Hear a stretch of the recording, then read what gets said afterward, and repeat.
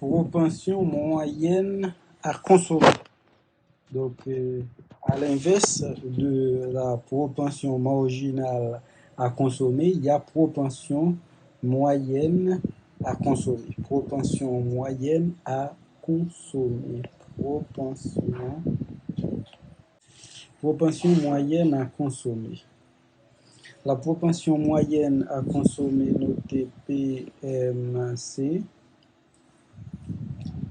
c'est la portion du revenu qui est consacrée à la consommation. La portion du revenu consacrée ou dépensée en consommation. C'est ça la propension moyenne à consommer. Donc, autrement dit, la propension moyenne à consommer, PMC, propension moyenne à consommer, c'est le rapport entre la consommation et le revenu. Donc, c'est sur Y. Donc, c'est le rapport entre la consommation et le revenu donne la propension moyenne à consommer. Si bien comprendre ça, on a fait un exemple. Nous avons un tableau là qui a dressé un tableau entre consommation, différents niveaux et pour revenus disponibles. Donc là, si nous avons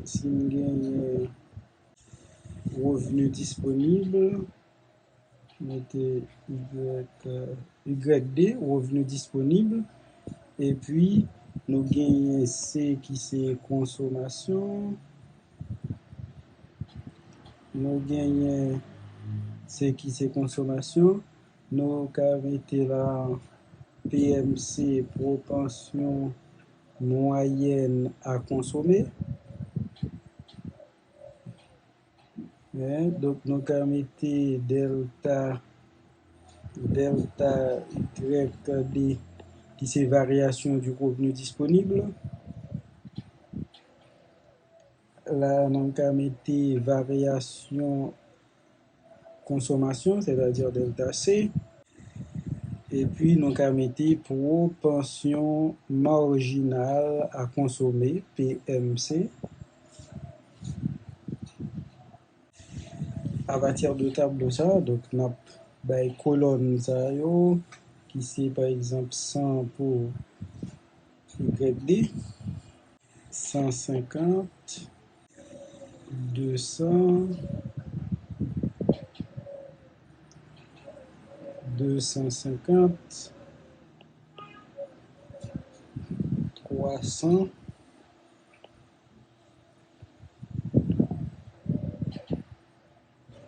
350 et puis 400.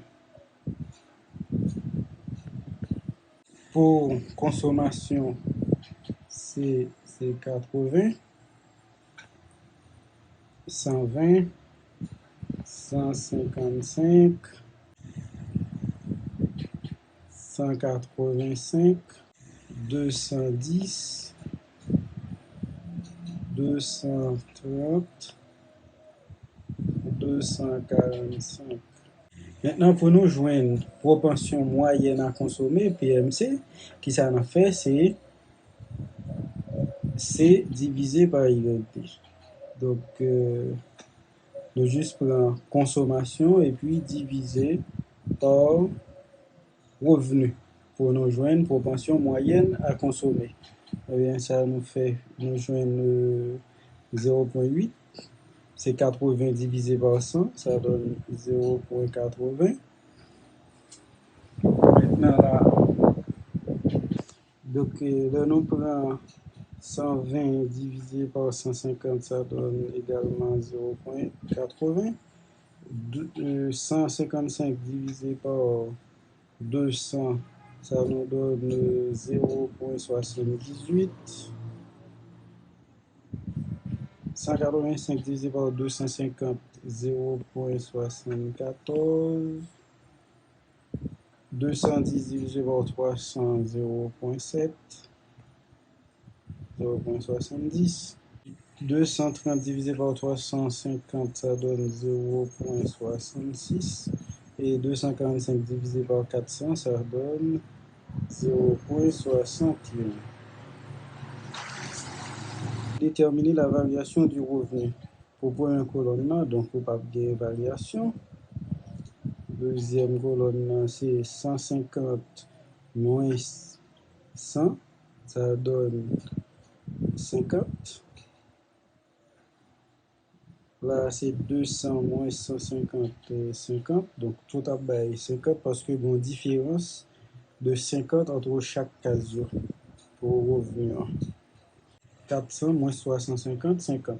350 moins 300, 50. Donc, ainsi de suite. Pour consommation, variation de consommation, pour un case, nous avons gagner variation. Et dans le deuxième case, c'est 180 moins 80. 120, pardon, moins 80, ça donne 40 comme variation. 155 moins 120, ça donne 30. 155 moins 120, c'est 35. 185 moins 155, ça donne 30. 210 moins 185, ça donne 25. 230 moins 210, ça donne 20. 245 moins 230, ça donne 15. Donc voilà, nous gagnons variation consommation. Puisque nous gagnons variation consommation et puis nous gagnons variation revenu, donc nous sommes capables de joindre propension marginale à consommer. Puisque propension marginale à consommer, notre PMC égale c'est variation consommation sur variation revenu. Donc, voilà, nous gagnons variation consommation sur variation revenu. Variation consommation sur variation revenu dans le deuxième case, c'est 40 divisé par 50. 40 divisé par 50, ça donne 0,8. 35 divisé par 50. 35 divisé par 50, ça donne 0,7. 30 divisé par 50, ça donne 0,6. 25 divisé par 50, 0,5. 20 divisé par 50, ça donne 0,4. Et 15 divisé par 50, ça donne 0,3. Le tableau, ça il représente les calculs que nous faisons pour nous joindre propension moyenne à consommer, variation revenu disponible, variation consommation et puis propension marginale à consommer.